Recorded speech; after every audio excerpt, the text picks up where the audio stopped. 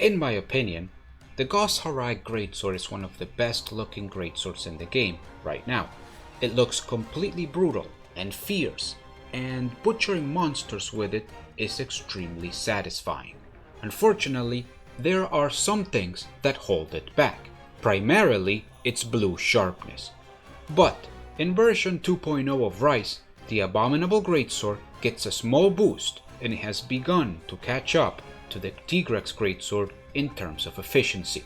The difference has become so small that Goss Harag is a good contender just based on its looks.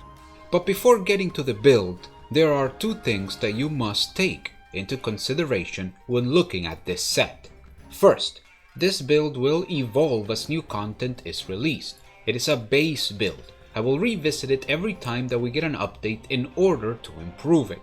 Second, this game is heavily based on the talismans that you are able to get through RNG rolling.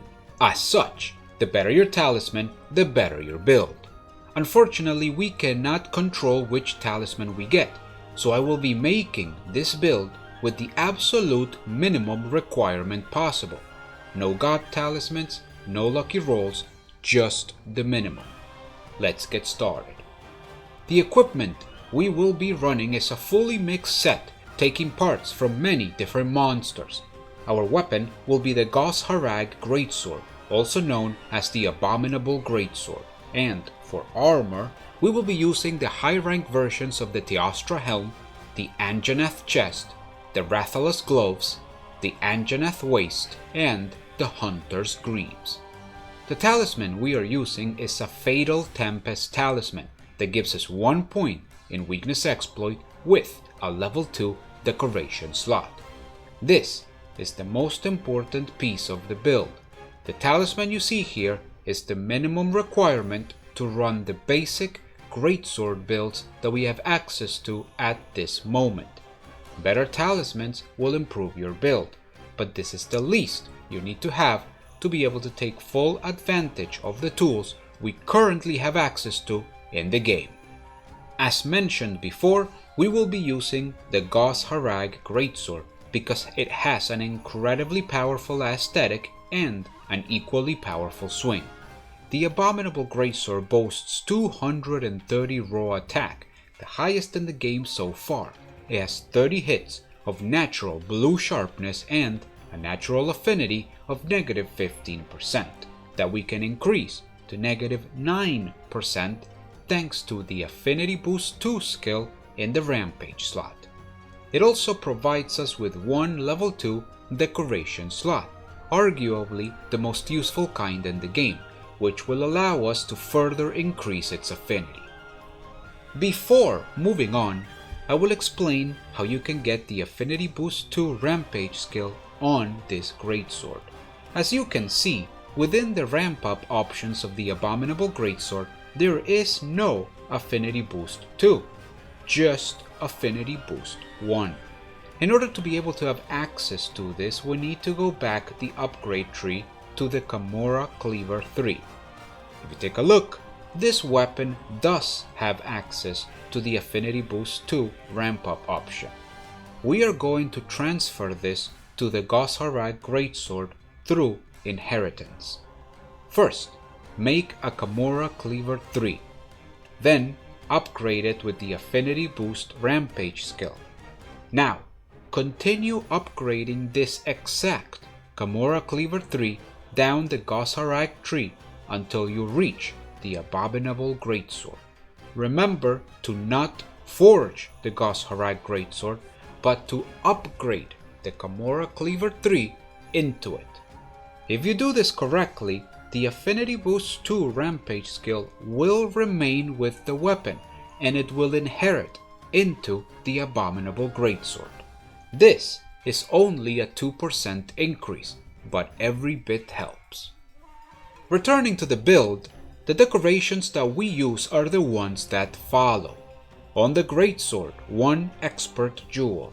On the Helm, 1 Grinder Jewel. On the Chest, 2 Grinder Jewels. On the Gloves, 1 Attack Jewel. On the Waist, 1 Charger Jewel, and 2 steadfast jewels. On the legs, 1 tenderizer jewel. On the talisman, 1 tenderizer jewel. With this combination of armor and decorations, we will be hunting with the following skills: Attack Boost 7, Critical Eye 4, Weakness Exploit 3, Focus 3, Stun Resistance 3, Speed Sharpening 3, Critical Boost 1, Marathon Runner 1. From this list, it is obvious to see that the important skills are Attack Boost, Weakness Exploit, Critical Eye, and Focus. These are the skills that will provide us with our damage, and they are the #1 priority. Afterwards, I recommend the use of 3 Grinder Jewels to get Speed Sharpening and 2 Steadfast Jewels for Stun Resistance. Since the Abominable Greatsword's sharpness is scarce, it is important to be able to get back into blue as quickly as possible. Also, Immunity to Stun is a great comfort boost to the build. That said, these 2 skills can be anything you want. Finally, the 1 level of Crit Boost provides a small damage increase to critical hits, and Marathon Runner is also helpful, but the last one is not necessary. The main attraction of this build, besides the awesome look of the Greatsword, is the damage it provides. While it may not be the highest damage in the game, it is still considerable and very much worth using. That being said, this build only manages to obtain a total of 61% affinity when hitting a monster's weak spot. This makes it quite inconsistent in regards to damage, and something to take into consideration when using the build. Remember, no matter how much damage we do, it will not be as good if we do not get the critical hit. This build is made to be able to take on any monster, solo or with other hunters, by providing a sizable amount of damage in an easy to use and very comfortable package. It is a multi-purpose build that will prove to be devastating. If you are able to get better talismans, then you can improve upon this, but at least this version is something that most hunters will be able to run without any problems. I hope that it serves you as well as it has served me. I would like to take this opportunity to thank you for your time, and I hope that I get to see you on the next one.